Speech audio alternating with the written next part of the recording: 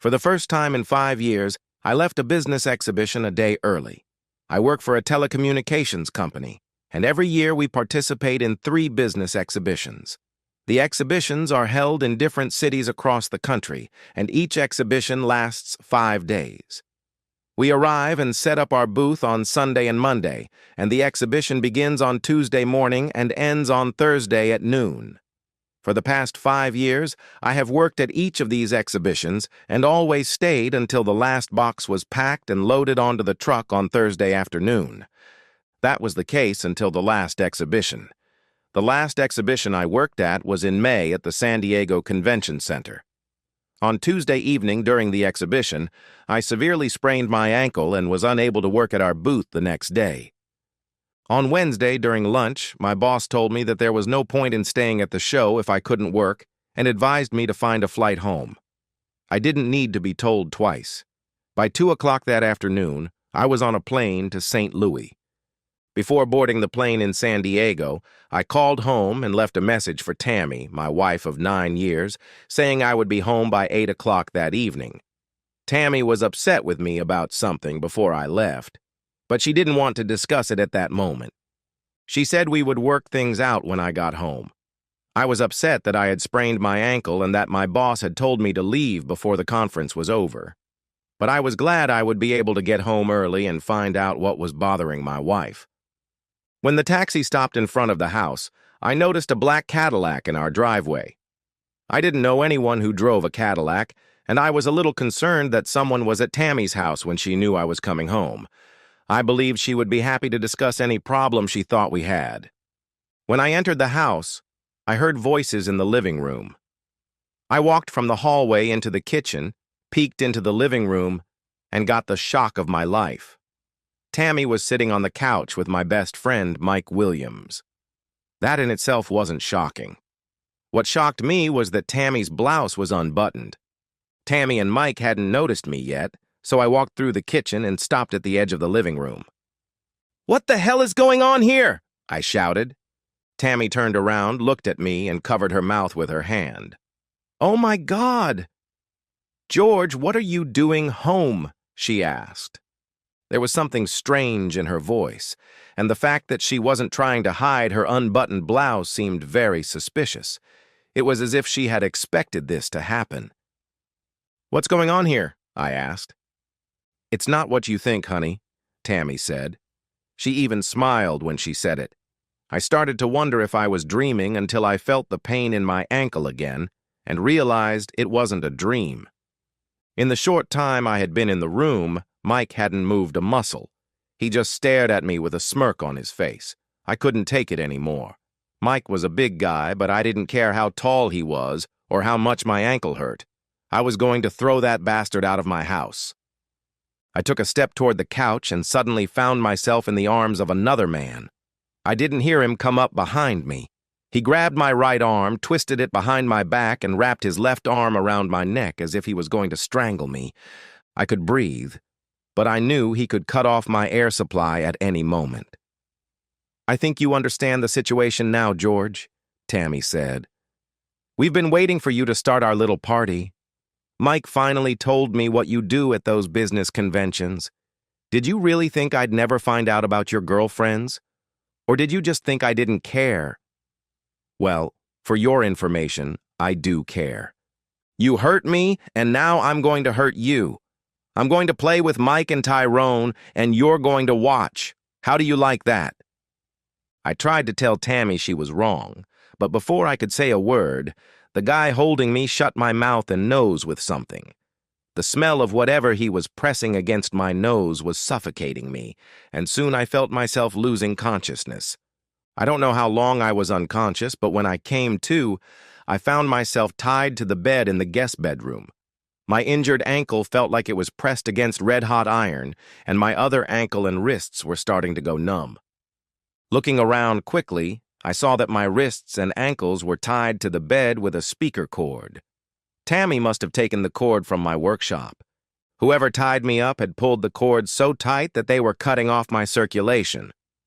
For a moment, I forgot what Tammy had said to me before I lost consciousness.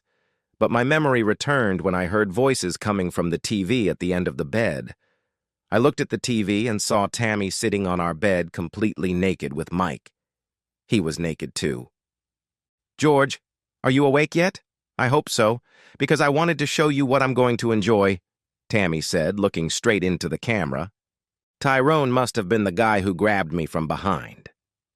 "I hope you enjoy the show, George. I know I will. We're filming everything so you can watch it as much as you want." At that moment, I didn't care what Tammy was doing. Our marriage was ruined. The only thing I cared about at that moment was how to free myself from her grip. I was worried about the blood circulation in my arms and legs. I didn't know how long it would take Tammy and her friends to finish what they started, and I wasn't going to wait. I started pulling with all my strength with my left leg, but the pain forced me to stop. I waited 30 seconds and then pulled again. I repeated this several times and then finally pulled hard, and the wire broke. I looked at my left ankle and saw that it was bleeding, but the wounds didn't seem too serious. Then I tackled my right leg. This was much more difficult because my right ankle was dislocated. By the time I managed to bite through the wire on my right leg, I had torn a piece of skin off my ankle, and it was bleeding heavily. Once my legs were free, I was able to ease the tension on my arms, but I couldn't untie the knots in the wire because I only had my teeth. In the end, I had to try to tear the wire binding my wrists the same way I had torn the wire on my ankles. By the time I freed my right wrist, it was bleeding almost as badly as my right ankle. With both legs and my right arm free, I was able to tear through the last piece of wire binding me with relative ease. My left wrist had only minor cuts, but it was bleeding a little. Once free, I noticed that the wounds on my ankles and wrists were still bleeding. I looked around the room for anything I could use as a bandage, but found nothing. The sheet was covered in blood. I was surprised to see how much blood there was on the bed. I tried to stand up, but felt dizzy and had to sit back down. Now my head was throbbing, my face was burning, and I felt nauseous. I closed my eyes and tried to calm my stomach when I heard my name. For a moment, I thought Tammy had come into the room, but when I opened my eyes, I realized she was talking to me on the TV. "George, are you watching this?" When I looked at the TV, I saw Tammy having sex. For a moment, I wondered if Tammy believed that I enjoyed watching her being pleasured. If she knew how angry I was at that moment, she would probably run away from home. I got out of bed and swung my right arm toward the TV. The impact sent blood splattering across the screen. "Now that idiot is finished," I heard Tammy say. I turned away from the TV and saw myself in the mirror. I had a large bump on my forehead that was already starting to turn blue. Looking closer, I realized it wasn't just one bump, but 4 small ones. They were marks from fists hitting my head. I couldn't believe that my wife had arranged for me to be drugged, beaten up, and then tied to a bed so she could humiliate me by having sex with my former best friend and some black guy I'd never seen before. I wanted to grab the baseball bat and go after them, but I realized there was a big downside to that. At that moment, I didn't feel strong. I was still feeling a little dizzy from whatever they had slipped me, and if Mike and his friend overpowered me, there was no telling what they might do. On the other hand, if they couldn't overpower me, I might kill someone, and they weren't worth going to jail for. Looking around the mess in the room again, I came up with a plan. I smeared blood on the headboard and pillows. Then I drew 2 parallel lines of blood on the carpet, leading from the bed to the door. I crossed the hall to the guest bathroom and found gauze and bandages under the sink. Before leaving the bathroom, I carefully made sure that I hadn't left any blood in the sink, on the cabinet door, or on the floor. Fortunately, the master bedroom in our house was downstairs, so I wasn't afraid that Tammy or her lovers would hear me. I returned to the bedroom, where I used my extensive Navy SEAL skills to administer first aid to myself. I bandaged both ankles and my left wrist, leaving only the wounds on my right wrist exposed. Then I grabbed the cordless phone next to the bed, making sure it was covered in blood, and dialed 911. When the 911 operator answered, I said, "Please help me. I believe they are going to kill me. Oh, God," and then dropped the phone on the floor without hanging up. Grabbing gauze and bandages, I went down the back stairs to the garage and then out of the house. Passing by the car parked in the driveway, I smeared blood on the driver's door handle and left a bloody handprint on the trunk lid. After that, I went to a vacant lot across the street from the house, hid behind some bushes, and sat down to wait for the show to begin. While I waited, I bandaged my right wrist. I didn't have to wait long. 5 minutes later, the first police car pulled up. 2 police officers got out and approached the house, while the second car stopped behind them. 2 officers from the second car went around the back of the house, while 2 at the front door waited for them to take their places. One of the officers at the front door rang the bell. He waited about 30 seconds, rang again, and after another 30 seconds knocked on the door with his hand. The porch light came on and Tammy opened the door. I would have bet she was ready to wet her pants when she saw the police at the door. Unfortunately, I was too far away to see the look on her face. "We received a 911 call from this address a few minutes ago. Can you tell us what the call was about?" one of the officers asked Tammy. "I don't know anything about a 911 call," she replied. "Who else is in the house?" "No one." Now Tammy was in trouble. They would never believe that answer. "You say there's no one else in the house?" "Yes, I'm home alone. My husband is out of town on business," Tammy replied. At that moment, Tammy's world collapsed. The 2 police officers who had gone around the back of the house returned with Mike and Tyrone. "Look who we found trying to get out the back door," said the police officer, holding Mike. When she saw Mike and Tyrone, Tammy felt her legs give way, and she slid down the door frame until she was sitting on the floor. One of the police officers helped Tammy to her feet and led her back into the house. Then the other police officers brought Mike and Tyrone into the house. I was disappointed that I couldn't see what was happening inside the house. I tried to imagine the scene when the police opened the door to the guest bedroom and saw the mess. The look of shock on Tammy's face when she saw that I wasn't in the room would have been priceless. I looked at the car in the driveway and considered crossing the street and getting into the trunk, but I couldn't risk being seen. There was complete silence for 10 minutes, and then there was noise and commotion. 2 more police cars arrived with their sirens and lights flashing. Shortly after, Mike and Tyrone were led out of the house in handcuffs, both arguing with the police, claiming they hadn't done anything to the woman's husband. Both men were put in the back seats of different cars and driven away, while the police thoroughly searched the car parked in the driveway. Blood on the driver's door handle was spotted fairly quickly, and then found on the trunk lid. One of the police officers approached the car where Tyrone was sitting, took the keys, and opened the trunk. I really wanted to be in the trunk when he opened it, but as it turned out, it didn't matter. The cop who looked in the trunk called for another cop and then a third. "There's guns and drugs in here," he shouted to the plainclothes cop who had just arrived. 3 MAC-10s and about a kilo of what looks like cocaine. For the next 20 minutes, I watched as the police photographed the contents of Tyrone's trunk and then towed the car away.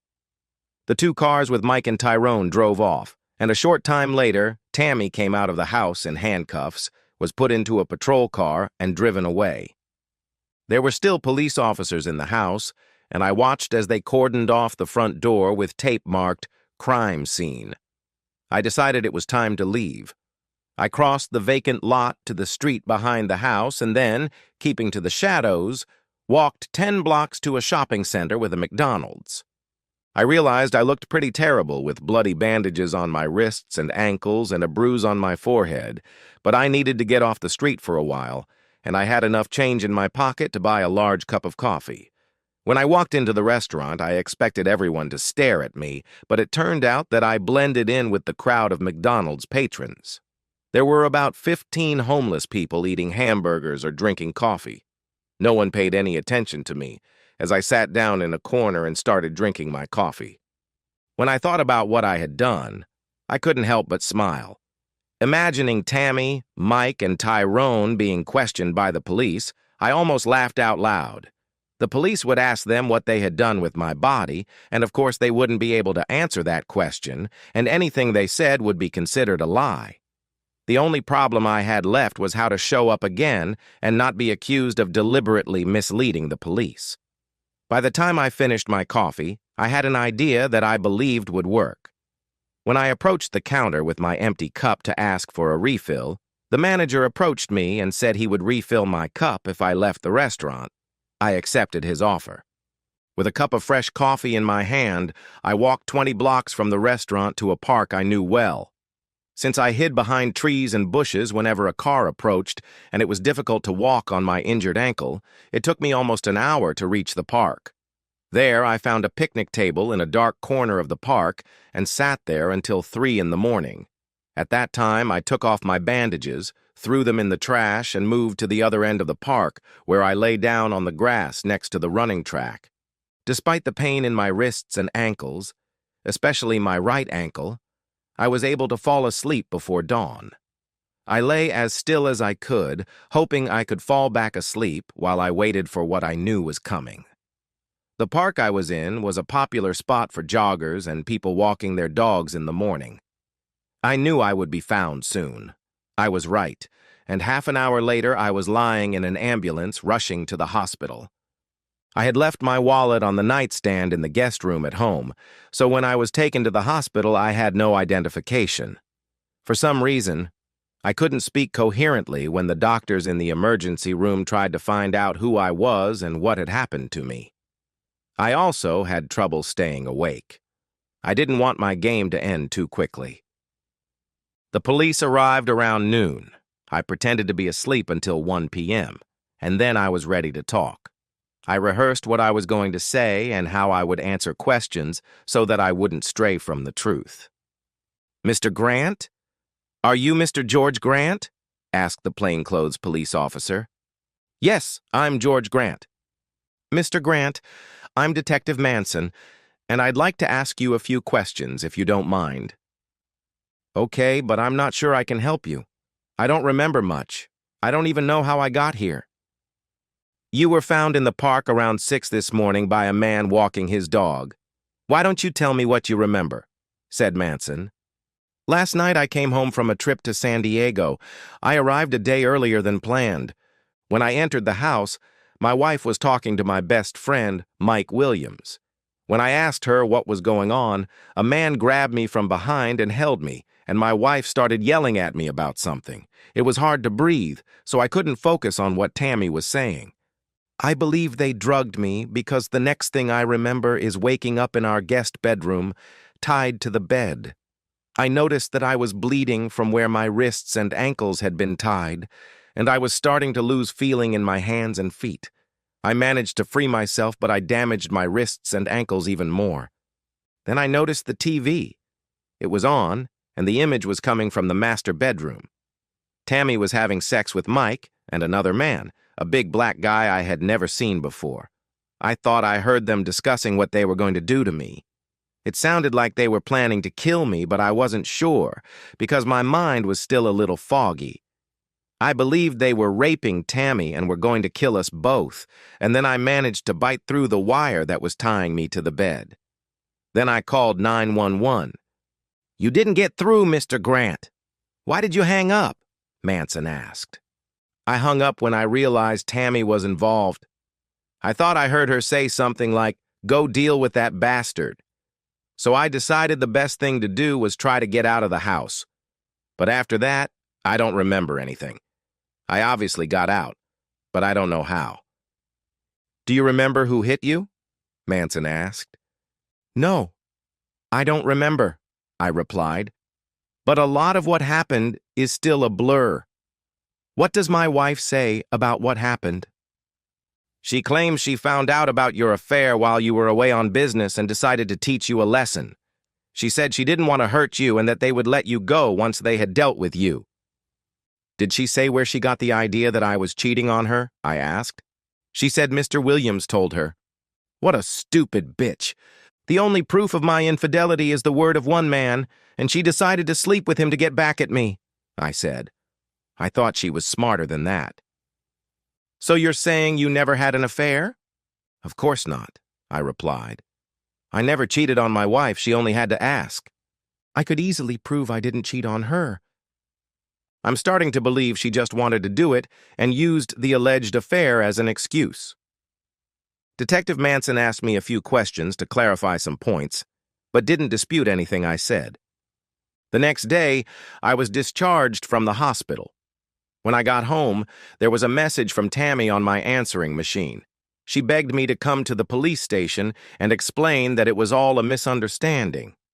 She said she needed my help to get out on bail. I deleted the message and got a beer from the fridge.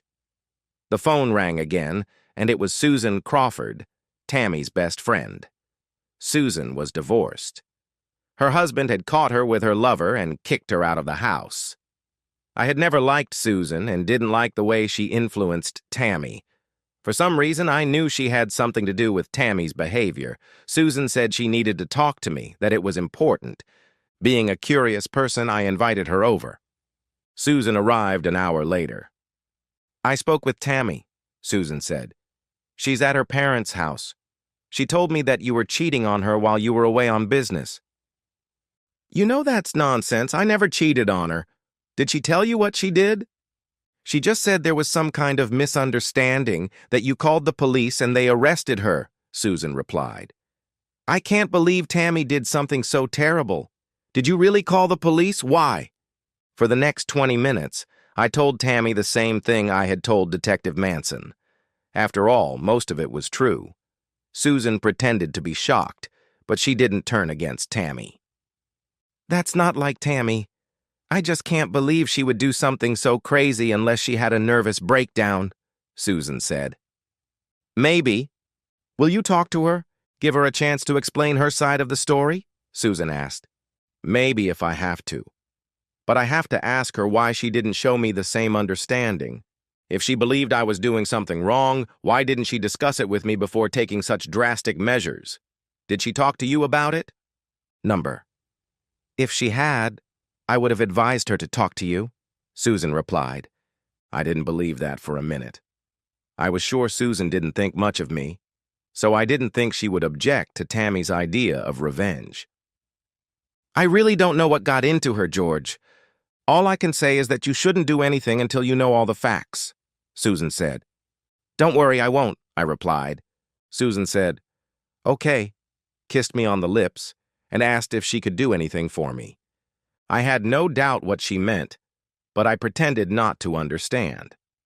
No, Susan. You've already helped me a lot. I just need to be alone. As soon as Susan left, I called my lawyer and made an appointment for that same day. At 2 o'clock, I was at the office of Brian L. Townsend III. I quickly told him what Tammy had done and that I wanted him to start divorce proceedings as soon as possible. I told him I wanted the papers served on her the next day. Mr. Grant, are you sure you want to move so quickly? Before you know all the facts? Mr. Townsend asked. I'm 68 years old, and I've handled more divorce cases than you can imagine. Many of those marriages could have been saved if the spouses had taken a little more time to make sure that this was really what they wanted. Don't you think you should think about it a little before you act? Perhaps you're right. Maybe I should think about it some more, I said. All right. All right. I'm glad you're willing to wait a little longer. Yes, I'll wait a little longer, I said. Instead of giving Tammy the divorce papers tomorrow as I planned, let's wait until the day after tomorrow? Mr. Townsend looked a little puzzled. The day after tomorrow? I thought you agreed to wait a little longer. Are you sure you want to move so quickly? Mr. Townsend, with all due respect, if you're not prepared to act on my behalf in this matter, there are several other attorneys in the phone book who will, I said. All right, Mr. Grant, if that's what you want, I'll give the papers to your wife the day after tomorrow. I told Mr. Townsend III that Tammy was at her parents' house and gave him their address, as well as her work address. When I left his office, I felt stunned, except for my right ankle, which still hurt like hell. As soon as I left Mr. Townsend III's office, I went to the bank, closed all our joint accounts, and canceled our joint credit cards. Then I opened new accounts in my name only. I knew that eventually I would probably have to give her half the money, but I was going to make her work for it. Over the next few weeks, Tammy tried to call me at work and at home several times. I didn't answer any of her calls. Then my lawyer called and said that Tammy was going to contest the divorce unless I agreed to meet with her so she could tell me her side of the story. I need time to think, I said. Okay. Call me when you decide what you want to do, Mr. Townsend III said. I waited a little over a month before calling Mr. Townsend III back. Does Tammy still want to meet with me before agreeing to the divorce? I asked. I was expecting your response much earlier, he replied. I will contact her attorney and find out if she is still insisting on a meeting. Mr. Townsend III called me back later that day and said that Tammy did indeed still want to meet with me. Here's what I want you to tell my wife, I said. Tell her that I won't sit down with her at the negotiating table, and if she wants to contest the divorce, I'm fine with that. We'll just put everything on hold until she's ready to agree to the divorce. In the meantime, we'll remain married, but I won't see her or talk to her. Is that clear? That's perfectly clear, Mr. Grant. I'll give her your message. The next day, I went to visit Mike's wife, Beverly. She invited me in and offered me a drink. We sat down on the couch next to each other, and she started apologizing for what Mike had done, but I stopped her. Beverly, you are no more to blame for what Mike did than I am for what Tammy did. They are responsible for their own actions. You're right, of course, but I still feel guilty about what happened to you. I came over today to see if you two wanted to comfort each other, I said. Come on, George, you're a little devil. You know, Beverly, I've always found you very attractive, and if I had met you when I was single, I probably would have asked you out. I just believe that now. Maybe. Before I could finish my sentence, Beverly leaned toward me and kissed me. I'd love to, she said. Beverly led me into the bedroom where I undressed her. We made love slowly and unhurriedly. The next week, I got a call from the district attorney's office. Mr. Grant, this is Andrew Hartley. I'm the assistant district attorney handling the case against your wife, Mike Williams, and Tyrone Mater. Your wife's attorney informed us that he believes you do not intend to press charges against your wife. Is that correct? No, that's not correct. I haven't spoken to anyone about this. I really don't know what to do. I know my wife was involved in what happened to me, but I don't know if she planned to drug me, beat me, and tie me up. I believed she did it, but I can't prove it. I also don't know who tied me to the bed so tightly that I couldn't feel my arms or legs. I'm not asking for the charges to be dropped. I'll leave it up to you to decide what to do with these people. In the end, everyone got what they deserved. Tyrone was convicted of assault and kidnapping, as well as drug possession and another felony for a weapon found in the trunk of his car. Mike pleaded guilty to assault, and Tammy pleaded guilty to conspiracy to commit unlawful imprisonment. I believed they had made it up just to get her. Mike got a year in minimum security prison, and Tyrone got maximum security. Tammy got off the easiest. She was given probation. Despite the lenient sentence, Tammy was still convicted of a serious crime. She no longer had a say in our divorce. I got rid of her, but I kept the house and all our savings. A month after our divorce, Susan came to me and asked to talk to Tammy. She said that Tammy just wanted to explain what she had done and apologize to me. I pretended I didn't want to see her, but I was actually a little curious to hear what Tammy had to say. I let Susan talk me into meeting Tammy at a cocktail bar about a mile from my house. Thanks for agreeing to meet, Tammy said, sitting down across from me. George, I'm so sorry I did that to you, she began. But you have to understand what I've been through. I just found out that you've been cheating on me every time you've been out of town. No, I didn't cheat on you. What? I said I didn't cheat on you. I didn't have any affairs. I never cheated on you, I said. Of course. I know that now, but I didn't know then, Tammy said. Mike told me you were cheating on me, and I believed him. He was your best friend, so I didn't believe he would lie to me. I was so hurt and angry that I must have lost my mind for a while. Let's get this straight.